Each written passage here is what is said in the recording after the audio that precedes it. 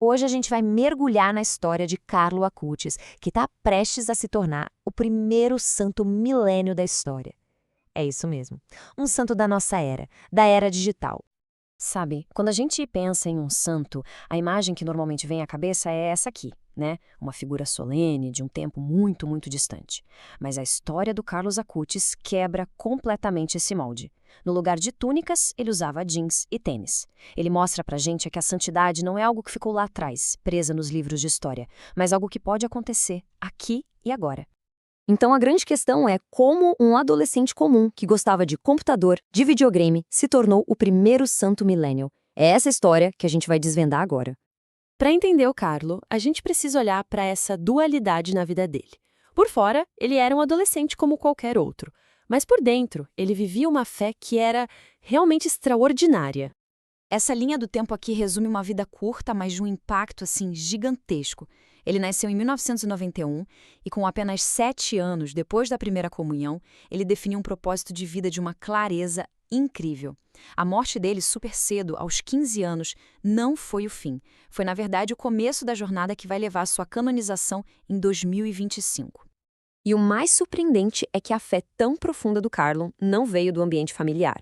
A família dele era católica, sim, mas não era praticante. Foi a fé intensa do garoto que acabou transformando todo mundo ao redor.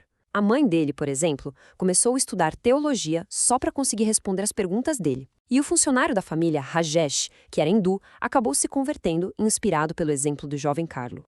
Essa frase dele resume a filosofia de vida dele de um jeito brilhante.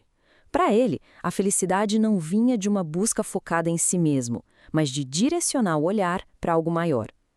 Pensa só, numa era tão focada no eu, essa é uma perspectiva bem radical, né? E foi essa fé que levou ele à sua missão mais famosa. Ele pegou a paixão que tinha por tecnologia e transformou numa ferramenta para evangelizar. O termo cyberapóstolo define perfeitamente o trabalho do Carlo. Onde muita gente via a internet só como uma distração, ele enxergou ali uma nova fronteira, uma ferramenta superpoderosa para compartilhar a fé dele. E o mais impressionante, ele tinha só 11 anos. 11 anos! E como um programador autodidata, ele começou um projeto de uma ambição extraordinária. Ao longo de 4 anos, ele pesquisou e catalogou mais de 136 milagres eucarísticos de todo o mundo.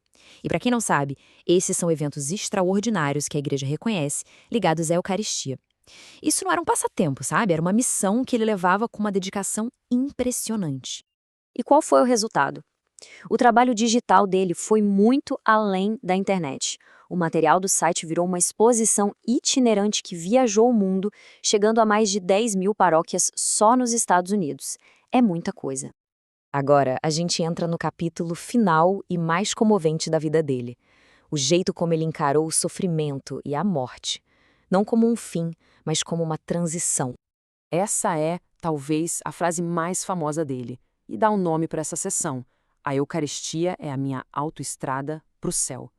Para ele, era isso, a ligação direta, o caminho mais rápido para o destino final dele. Era o centro da vida dele. A doença dele foi algo incrivelmente súbito, avassalador. Em menos de uma semana, um adolescente que estava saudável foi diagnosticado com uma leucemia fulminante e a saúde dele piorou muito, muito rápido. Quando ele entrou no hospital, ele disse algo para a mãe que mostrava uma clareza impressionante. Ele tinha certeza que não sairia de lá com vida. A reação dele ao diagnóstico é, sinceramente, de arrepiar. Em vez de focar na própria dor, ele ofereceu todo o sofrimento dele pela igreja e pelo Papa, para, nas palavras dele, não precisar passar pelo purgatório, que é um estado de purificação, e ir direto para o paraíso. Uma maturidade muito, mas muito além dos seus 15 anos. A morte dele, no entanto, foi o começo de uma série de eventos que, para a Igreja Católica, serviriam como confirmação da sua santidade, colocando-o no caminho da canonização. O processo da Igreja para declarar alguém como santo é extremamente rigoroso.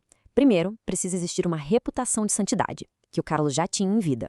Depois, a Igreja precisa verificar um primeiro milagre, para beatificação. E, por fim, um segundo milagre necessário para canonização, que é quando a pessoa é oficialmente declarada santa. E o primeiro milagre atribuído a ele é uma história de uma simplicidade que comove. Aconteceu aqui, no Brasil, com um menino chamado Mateus. Ele sofria de uma condição rara, o pâncreas anular, que impedia ele de comer direito.